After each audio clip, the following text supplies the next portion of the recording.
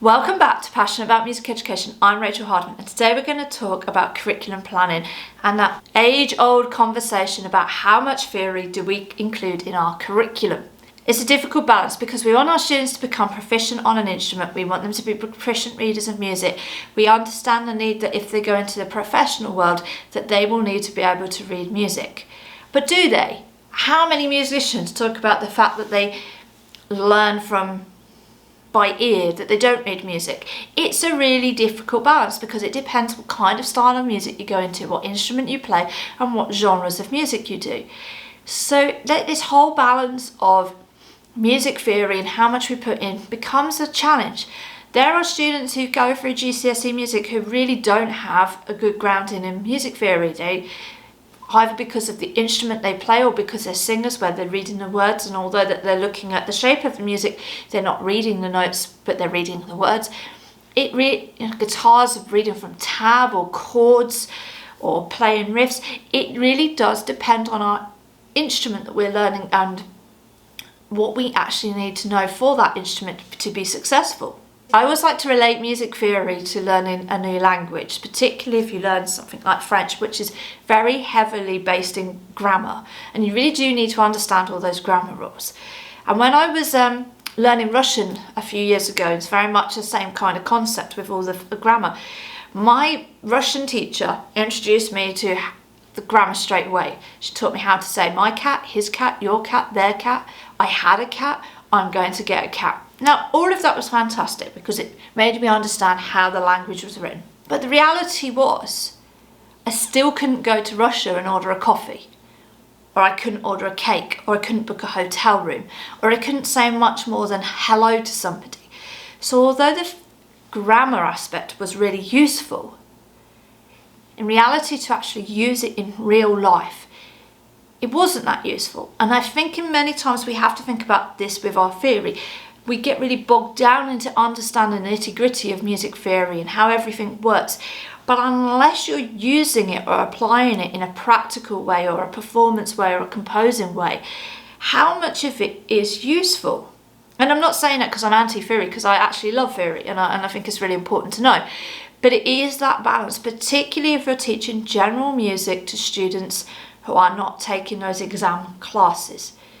When I teach instruments, and I'm sure you've taught instruments to beginners, if they're thinking about how to hold their instrument, how to make a sound, particularly like let's take the saxophone, you're learning to play saxophone, how to hold it, how to make the reed work, how to tongue, how to play that phrase. And really, when you start learning those simple pieces, the BAG tunes, you're learning BAG at that time and you're applying it to the instrument. So you're actually learning the theory but applying it and then doing it practically.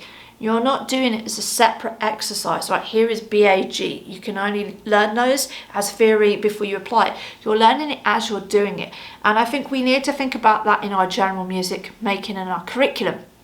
So when you're planning a topic, whether it is a topic on program music or it's a topic on film music or form and structure, this is where you bring in the theory, but then the students in your classroom get a chance to really explore that theory by practically doing it or composing. In form and structure, if I'm teaching binary form, I'll be talking to them about the fact that we have key signatures and the section A will be in one key and then it will modulate to the second key.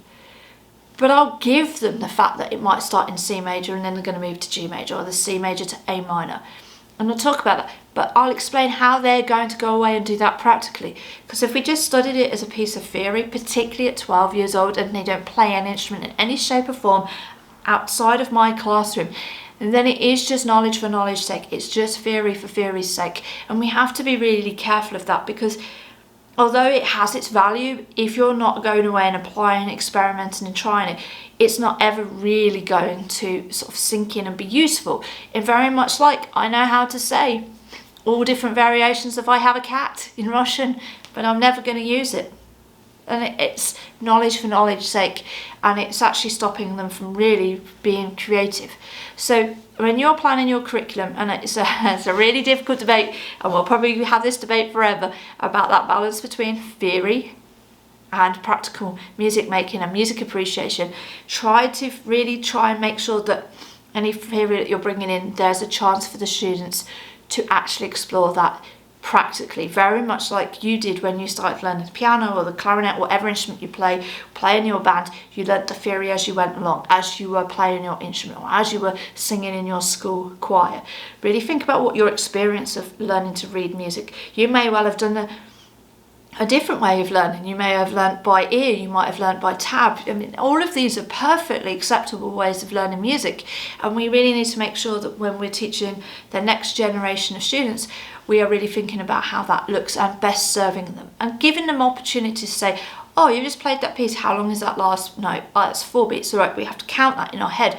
Then they understand it because they're actually physically doing it. It's real, it actually has a purpose, rather than just necessarily something that you've done 15 times on a worksheet. So music theory is a difficult conversation, I think, for all of us, and it's one that we always have to keep coming back to, and when balancing how we deliver that in the best way to support our students growing in the whole picture of music, but also keeping that balance of ensuring that our students are exploring music practically and they're being creative and they're getting that music appreciation, particularly those students where we are not teaching an external exam course. I hope you found this video helpful, and if you'd like more videos on this topic, please leave a comment below and we can go into this in more detail. My name is Rachel Hardman, and this is Passionate About Music Education.